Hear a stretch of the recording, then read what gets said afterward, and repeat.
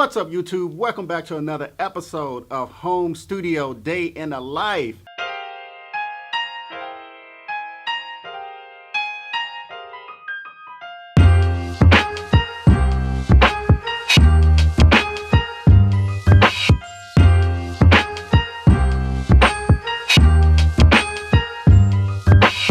I show you guys like once a week on how I start my day in the studio pretty much, and I'm getting ready to prep for some dope artists that's coming through next week. Me and my fiance are getting married this weekend, but we're not gonna do the honeymoon until a little later. But before we get started, if you guys are interested in anything that you've seen at my home project studio or my recording studio, Raenio Music, please click below because I am an Amazon influencer and I have everything listed on there below, and I have other gear that could possibly help you on your creative journey. Don't forget to subscribe and hit the notification bell so you won't miss another video. So I'm excited about that. I'm still gonna have some good food down at the STK restaurant. I love STK. I'm gonna have me some lamb and some other things. Wish they had a piano there so I can play. But yeah, they don't have that there, so hey, we're still good, right? But yeah, I'm prepping for a session, and since I am a producer, engineer, vocal producer, and I do a lot of the stuff around my studio with the artists coming in, I like to do some preliminary stuff. I don't know if you guys prep for your sessions or do you guys just jump in the lab? Comment below what you do when it comes to an artist coming to your studio to work with you. Pretty much what I do is the first thing I do is I listen to the artist. That's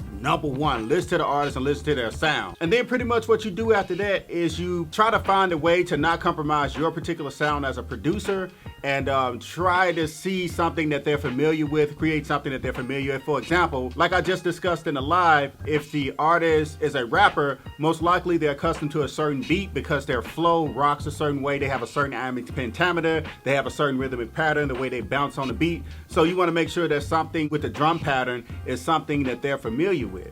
Singers really like chords. That's what I noticed. In just my experience, man, it could be another way around, and you guys can find another way that that you pretty much perceive an artist or whether they're R&B or rap. But for me, with R&B singers, they basically focus on the chord and the atmosphere of the record, and that's what I pretty much listen to. Next, what I do is I ask them, are they familiar with a certain microphone, or do they have a favorite microphone? And if I have their microphone, the better. That's why I keep many microphones in my studio, because artists really like to hear themselves a certain way naturally, not with all the processing done, because they won't possibly be there while the processing and the mixing and all of that stuff is taking place. So you want to make sure you know what mic the artist. Most artists don't have a particular mic, but the ones that are extremely serious about their artistry, they know what mic, they know what preamp, and if you just choose the mic, if they don't know it, it's not that big of a deal. And to be honest, if you prep and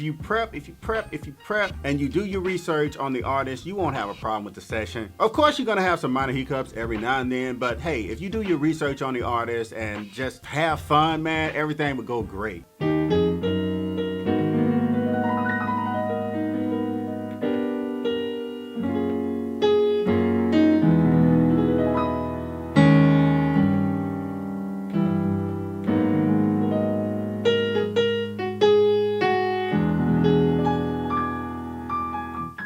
Pretty much right now, y'all, I need y'all help. I'm actually about to purchase a new reflection filter because my room sounds great, but since I'm going to be recording a bunch of vocals and I'm not at my facility every day with my studio bricks, I need something new. So I'm kind of torn between the SE Space reflection filter, between that and the Aston Halo.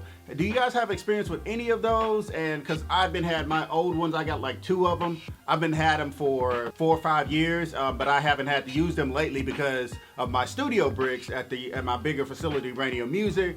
And you guys, tell me, comment below if you have any experience with it. I really do need y'all help. And also earlier when I was stating about the microphones, I'm actually going to be using 2 microphones. I'm thinking about ordering the Shure SM7B. I'm giving into it to test it out like you guys said in the live stream. Or I'm going to have my Blue Ember sitting in the back just a little bit off the diaphragm of my 87. Posted in the back because I want to experiment with vocals more since I am a vocal producer. So that's one of the methods that I'm going to experiment with. Have you guys recorded with 2 microphones, 2 condenser microphones, or a condenser microphone and a dynamic microphone? Hey, answer it below and tell me how it turned out for y'all. but I'm gonna experiment with it and I'm just gonna see how it turns out. Recording in the studio is about having fun. Don't let any structure ruin your creative process. There are rules, the laws of physics. Don't try to defy them because it just won't work and you probably hurt yourself.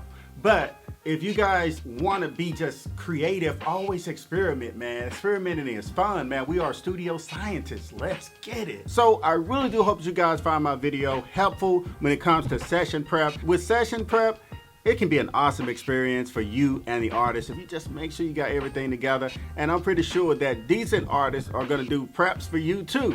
So that's how it rocks, man. Hey, don't forget to subscribe to my channel, hit the notification bell, and like this video and comment below on how you prep for a session. And don't forget, y'all, don't forget to help your boy out with picking between the Aston Halo or the SE reflection filter. I need help, man. I need help. I just want to try something different. My other ones, as I said, is pretty much done for, and I can't find the pieces because I've been so accustomed to using my booth and my bigger studio when it comes to recording vocals. You guys see the booth all the time, Studio Bricks. I recorded in that, so there's no need for a reflection filter if I'm not recording in the control room. Sometimes I do the control room. I just want to get something for my home spot, you feel me? Don't forget to follow me on Instagram and Twitter at Archie Beatz. Hey, this is your boy Archie Beatz, and I'm signing off. Archie Beat on the beat, yeah.